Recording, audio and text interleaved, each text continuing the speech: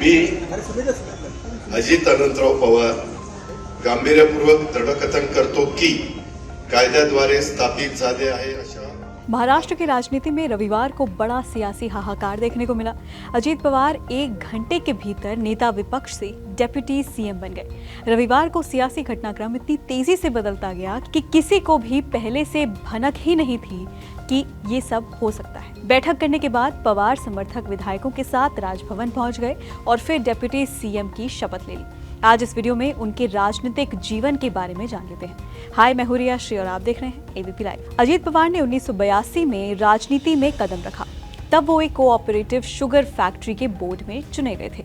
इसके बाद 1991 में पुणे जिला सहकारी बैंक के अध्यक्ष के रूप में चुने गए और 16 वर्षों तक इस पद पर रहे। इस अवधि के दौरान उन्हें बारामती संसदीय क्षेत्र से लोकसभा सदस्य के रूप में चुना गया। बाद में उन्होंने अपने चाचा शरद पवार के समर्थन में अपनी लोकसभा सीट खाली कर दी थी, जो उस समय पीवी नरसिम्हा राव की सरकार में रक्षा मंत्री बने थे। इसके बाद ही उन्हें बारामती विधानसभा निर्वाचन क्षेत्र से महाराष्ट्र विधानसभा के लिए सदस्य के रूप में चुना गया था। पवार ने 1995, 1999, 2004, 2009 और 2014 में उसी निर्वाचन क्षेत्र से फिर से चुनाव लड़ा और फिर वो जीत भी गए। इसके अलावा वो सुधाकर राव नाइक की सरकार में कृषि और बिजली राज्य मंत्री भी बने। शरद पवार सीएम भी बने तो अजीत पवार का कद और बढ़ता गया। जब शरद पवार मुख्यमंत्री के रूप में राज्य में लौटे तो अजीत पवार का भी राजनीतिक कद और पद दोनों बढ़ा। वो मुद्रा संरक्षण, बिजली और योजना राज्य मंत्री बने। जब 1999 में भारतीय राष्ट्रीय कांग्रेस एनसीपी गठबंधन सत्ता में आई तो विलासराव देशमुख की सरकार में पवार को सिंचाई विभाग, अक्टूबर 1999 से सितंबर 2003 में कैबिनेट मंत्री के रूप में उन्हें चुना गया। सुशील कुमार शिंदे की सरकार में उन्हें ग्रामीण विकास विभाग का अतिरिक्त प्रभार दिया गया।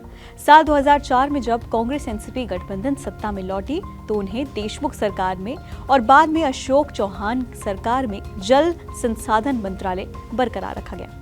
साल 2004 में जब कांग्रेस एनसीपी गठबंधन सत्ता में लौटी तो उन्हें फिर से मंत्री बनाया गया। यही नहीं, देशमुख सरकार और बाद में अशोक चौहान की सरकार में भी उन्हें मंत्री बनाया गया था।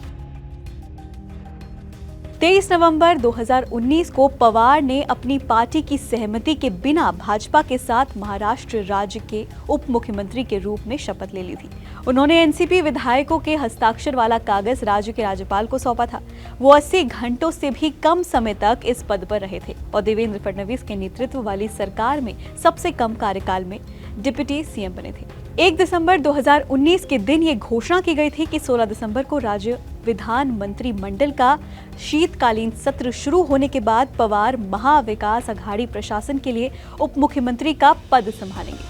अजीत पवार अपने जीवन में एक और रिकॉर्ड बना चुके हैं और वो रिकॉर्ड है सबसे कम समय तक रहने वाले उप मुख्यमंत्री का रिकॉर्ड। साल 2019 में उन्होंने महाराष्ट्र के उप मुख्यमंत्री के रूप में शपथ भी ली थी, लेकिन उनके नाम पे रिकॉर्ड दर्ज है कि उन्हें सबसे कम कार्यकाल मिला था और उन्हें कुछ ही घंटों के अंदर अपने इस मंत्री पद से इस्तीफा भी देना पड़ा था। अजीत पवार का जन्म 22 जुलाई 1959 को अहमदनगर जिले के देवलाली प्रवरा में उनके दादा के घर पर हुआ था। उन्होंने अपनी स्कूली शिक्षा देवलाली प्रभारा में ही पूरी की थी।